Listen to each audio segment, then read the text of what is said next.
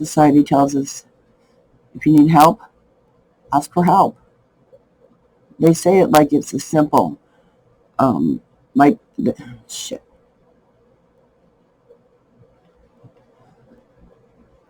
Society tells us, if you need help, ask for help. They say it like it's simple, like the help is just there waiting to be offered. But when you do, when you reach out, this is what you get. Yeah, crickets. You speak up, you post, you share your truth, you document everything, you show them your pain, you explain your needs, you're clear, and yet, crickets. I've reached out to multiple organizations. I posted on social media, I made complaints, explaining in detail exactly what I've been through, and you know what? Nothing. Silence. Indifference. No help.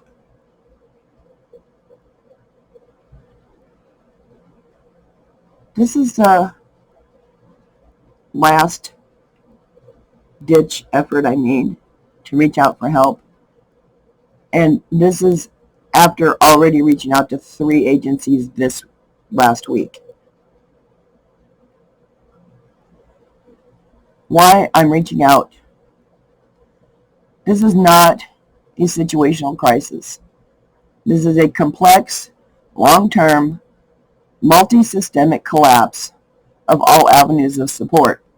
Medical, mental health, legal, spiritual, familial, and financial, following a series of high trauma events beginning in 2019. I'm here because I've exhausted every path, and I need a peer supporter who can hear this without minimizing or rerouting me. Murder-suicide, plus crime scene cleanup in 2019. In January 2019, I experienced a family murder-suicide and was enlisted by family to help clean up the crime scene. There was no trauma team, no response follow-up, and no mental health or community support. The result was family and friends withdrawing from me, saying I was too negative. Churches ignoring requests for spiritual help. Entire support system shutting down due to the discomfort of others with the reality I could not hide. Denial of mental health care, citing Medicare panel full. This was not a single traumatic incident. It was the beginning of 5 years of escalating abandonment, sabotage, and denial of care. Medical blacklisting and systemic dismissal. After this trauma, I was formally dismissed from an entire physician network after being diagnosed with fusarium colonization of my lungs. That dismissal followed me across state lines, preventing me from reestablishing primary care.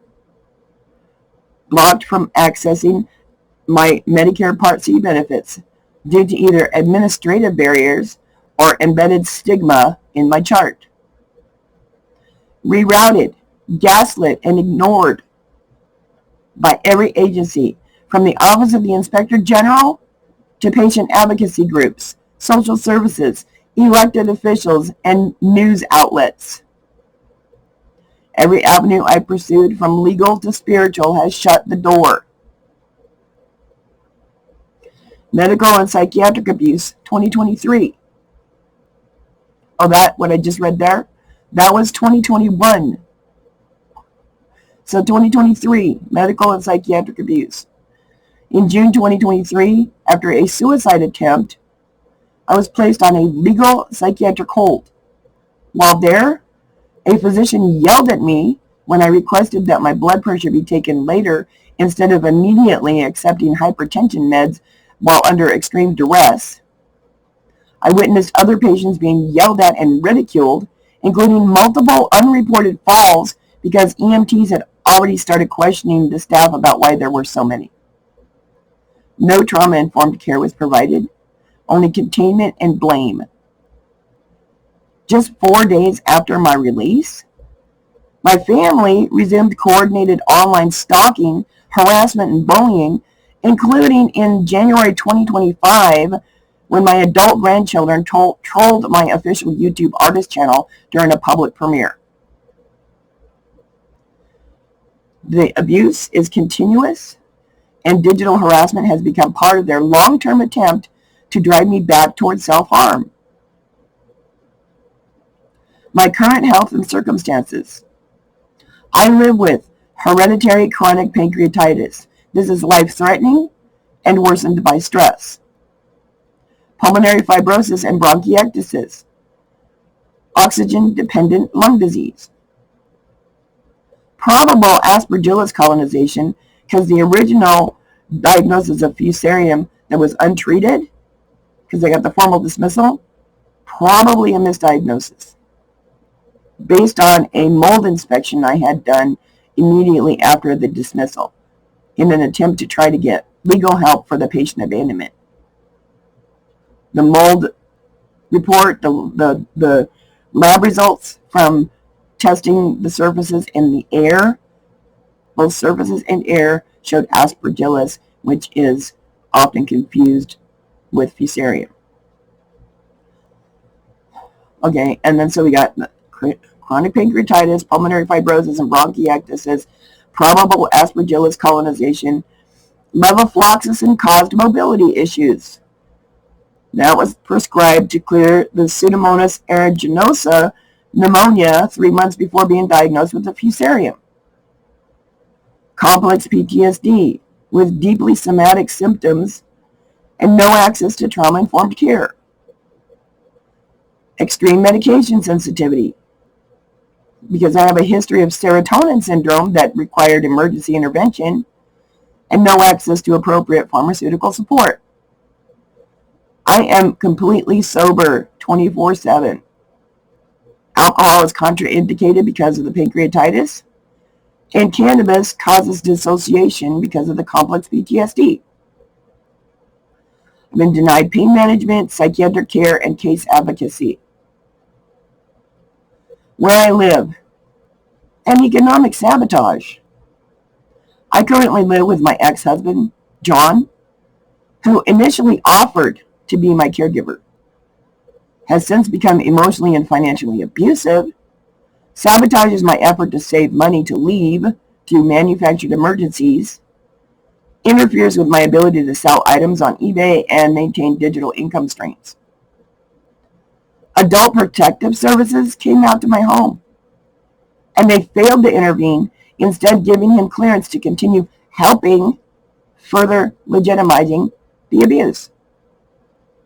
My SSDI and San Diego County Employees Retirement Association pension combined is $400 over the gross income test limit for any assistance, including housing, SNAP, Medicaid supplements. My income is at 80% federal poverty level, and sliding scale income restricted housing has 2-year-long waiting lists. This has been a complete system failure. I have reached out to Medicare, social services, housing authorities, legal aid, patients' rights offices, ombuds programs, law enforcement, news outlets, elected officials, clergy, and churches. And every time, I'm met with gaslighting, silence, or referral to fake or inaccessible resources. Even mental health and peer support groups have doubted the scope of my situation. But I've kept meticulous, time-stamped documentation of everything, and I'm willing to share if that's what it takes to be believed. Who am I? I'm a vested, retired Health and Human Services Agency employee. I know how systems are supposed to work. I am an author, a music and graphic artist, and video creator. My work is public and documented. My books are published on Amazon. I created a merch store and published my music on Bandcamp to help support myself. I have an opinion blog on which I share essays and my experiences to raise awareness. I wrote the song CQ3DX No Bite as a response to being told everyone has problems while carrying an impossible stack of crises alone. What I need from you.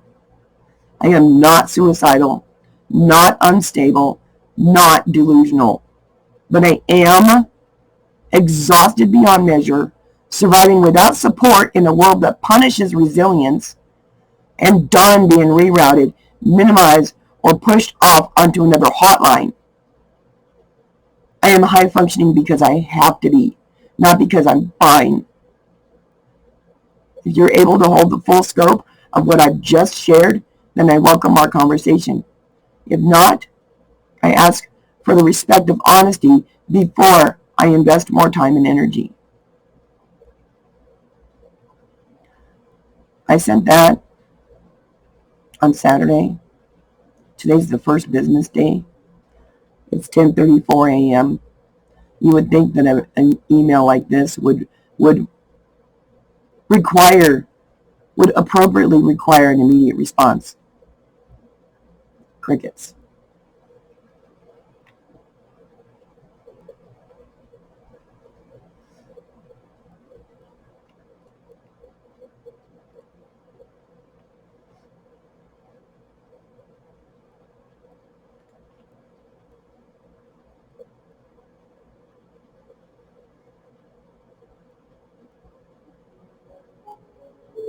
This isn't just about me. This is about the broken promises that society makes to its most vulnerable. When you ask for help, when you follow the steps, when you do everything you're supposed to do, and still nothing happens? How is this possible? How can they tell you to ask for help and then turn their backs on you when you do? What kind of system is this? Let me tell you, I've been banging on doors, not just for a day, not just for a week, but for years.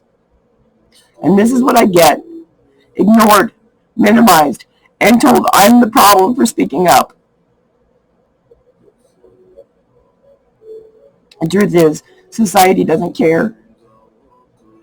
When they tell you to speak up, they don't actually mean it. They want you to shut up until you disappear, until you stop asking. And when you don't, when you keep demanding, they ignore you.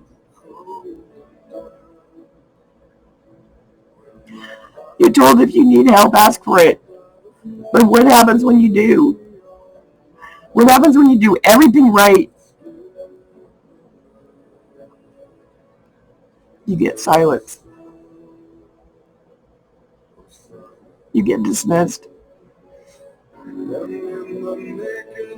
I deserve more than this. It's time we stop pretending. I deserve more than this. You deserve more than this. We deserve action, not empty words. We deserve real, timely support, not just promises that mean nothing when they're not followed through.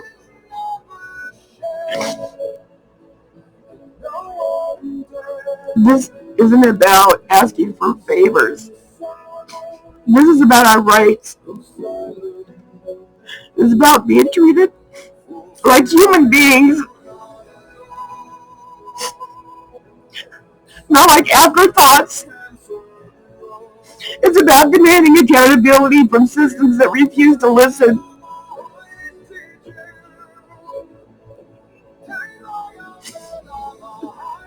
When you ask for help, they fail you.